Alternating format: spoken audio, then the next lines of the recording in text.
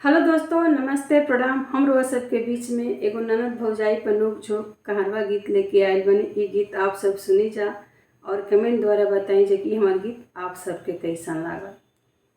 ननदी से हो गई लड़ाई बलम कजरौटा के पीछे। ननदी से हो गई लड़ाई बलम कजरौटा के पीछे। कजरौटा के पीछे, कजरौटा के पीछे। ननदी से हो गई लड़ाई बलम कजरौटा के पीछे। ननदी से हो गई लड़ाई बलम कजरौटा के पीछे।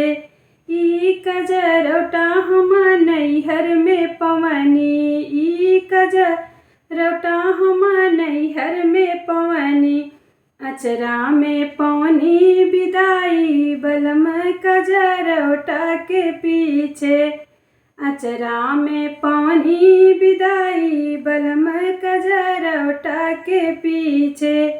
कजरा लगाई हम अंगना में गईनी, कजरा लगाई हम अंगना में गईनी।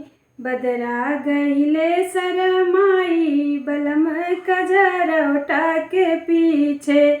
बदरा गईले शरमाई बलम कजरौटा के पीछे। ननदी से हो गई लड़ाई बलम कजरौटा के पीछे। ननदी से हो गई लड़ाई बलम कजरौटा के पीछे। सब कुछ देवे कजरौटा न देबो, सब कुछ देबो कजरौटा न देबो। चाहे ससुर दिहे अलगाई बलम कजरौटा के पीछे।